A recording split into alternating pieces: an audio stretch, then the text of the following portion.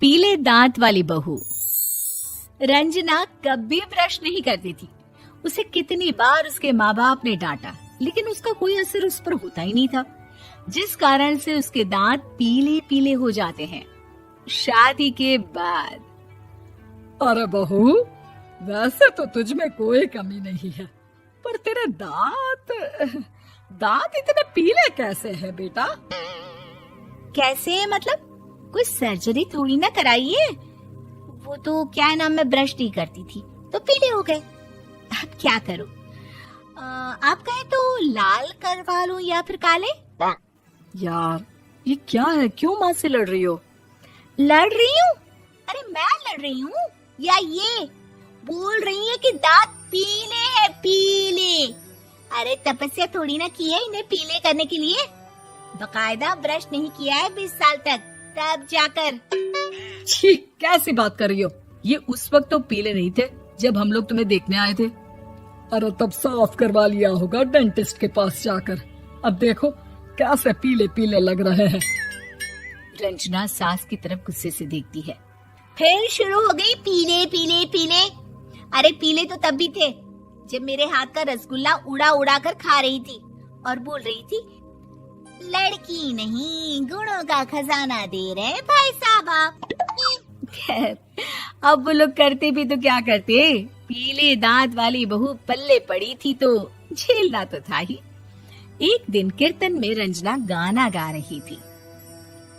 अरे कमला बहन, माँ का द्वार है, यहाँ तो सब शुद्ध होकर आते हैं, फिर अपनी बहू को ब्रश भी नहीं करवाती तुम। दूर से पीले पीले दांत भक्ति में बाधा उत्पन्न कर रहे हैं। अरे कोई 2 साल की बच्ची थोड़ी ना लेकर आई हूँ मैं बहू बनाकर। अच्छी खासी लड़की है, अरे कैसे करवाऊं ब्रश? ये तो उसे खुद करना चाहिए ना। अब माँ बाप तो इसके जैसे तैसे निपटा दिए, ये नहीं सोचा कि सास कैसे संभालेगी। सास बहू को लेकर घर आ जाती है, लेकिन सोच लेती है कि अब इसे लेकर कहीं नहीं जाएगी। अगले रोज बहू कहती है, अरे क्या हो गया, मंदिर नहीं जाना क्या? कीर्तन का वक्त हो रहा है। मेरी मधुर वाणी से कान्हा जी जागते हैं और सोते हैं। आप तो जानती है ना उनकी भक्ति में कितना मन लगता है मेरा। वो क्या है ना, तबीयत ठीक नहीं लग रही है मेरी, आराम करूंगी मैं। तबीयत ठीक नहीं लग रही? अभी तो मिथुन के गाने पर नाच रही थी आप, और अब बोल रही है कि तबीयत ठीक नहीं लग रही। अरे भक्ति में मन लगा लो सासू माँ, ऊपर जाना है, क्या मुंह दिखाओगी आप? हाँ? सास को बहू की बात पर गुस्सा आ जाता है। मैं क्या मुंह दिखाऊंगी, इसकी चिंता तो ना कर, समझी? अपने मुंह की चिंता कर, जो ये पीले पीले दांत लेकर हर जगह पहुंच जाती है। पता है लोग कितना मजाक बनाते हैं। ना जी ना, मैं नहीं जाना कहीं तेरे साथ। तो ये बात है, कोई ना, मत जाओ, मैं अपने कमरे में ही बैठकर भक्ति कर लूंगी। ऊपर वाला दांत थोड़ी ना देखता है, मन देखता है, भावना देखता है। और अरे बस बस, तू सब कुछ दिखा, बस ये सफेद चमकदार दांत ना दिखाना किसी को, है? जा यहाँ से। बहू को सास की बात का कोई फर्क नहीं पड़ता, वो तो जैसी थी वैसी ही रह जाती है। सुबह नहाकर किचन में खाना बनाना, फिर खाना खाना, कीर्तन भजन करना और सो जाना। एक दिन, माँ जी मैं सहेली के घर जा रही हूँ, शाम को लेट आऊंगी। हाँ हाँ तो जाना, मैंने कौन सा तेरी आरती करनी है घर पर बैठकर।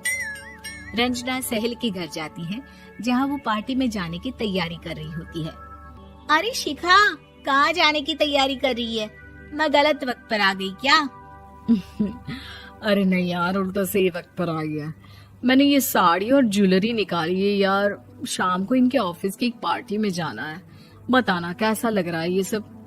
नहीं यार, इस ड्रेस के साथ तो वो वाली ज्वेलरी अच्छी लगेगी। हाँ हाँ सही बोल रही है, मैंने ध्यान ही नहीं दिया। वैसे तो हमेशा से मस्त फैशन सेंस रखती है। तो बड़ा जाती होगी ना पति के साथ पार्टी में।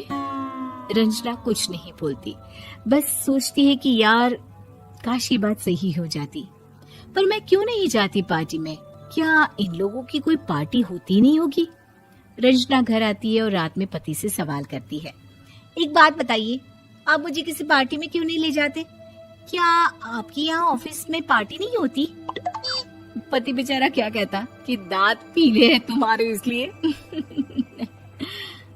अरे कोई पार्टी होती नहीं हम लोगों के ऑफिस में, तो कहाँ से लेकर जाऊं? और मार्केट, मॉल, कहीं वीकेंड घूमना, कहीं तो।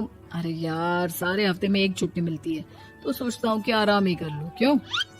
रंजना मन मार के रह जाती है। पहले कभी सास के साथ मंदिर जाया करती थी, लेकिन वो भी सास ने ले जाना बंद कर दिया। घर बैठी बैठी रंजना बोर हो जाती है। तभी उसे आइडिया आता है और वो मायके जाने का सोचती है। सासू माँ, 2 दिनों के लिए मम्मी के घर जा रही हूँ। अच्छा अच्छा, ठीक है, आराम से जा। और हाँ, माँ से कुछ अच्छी आदत सीख कर आना कि कैसे शरीर के हर भाग की तरह दांतों की सफाई भी जरूरी होती है, समझी? शुरू हो गई ना आप। वो लोग आपकी तरह नहीं है कि छोटी छोटी बात का बतंगड़ बना दे। उन लोगों के लिए मैं मायने रखती हूँ, ना कि मेरे पीले पीले दांत। रंजना माँ को बिना बताए उन लोगों को सरप्राइज देती है, लेकिन जैसे ही वो दरवाजे पर पहुंचती है, अंदर देखती है कि घर वाले कहीं जा रहे होते हैं। अब माँ, काश रंजना दीदी के दांतों वाली प्रॉब्लम नहीं होती, तो वो भी हम लोगों के साथ चलती ना बुआ जी की बेटी की शादी में। हाँ बेटा, लेकिन अब उसे कौन समझाए कि उसको उसके पीले दांत नहीं दिखते, लेकिन उसके आसपास के लोगों को कितना एम्बैरेसिंग फील कराते हैं।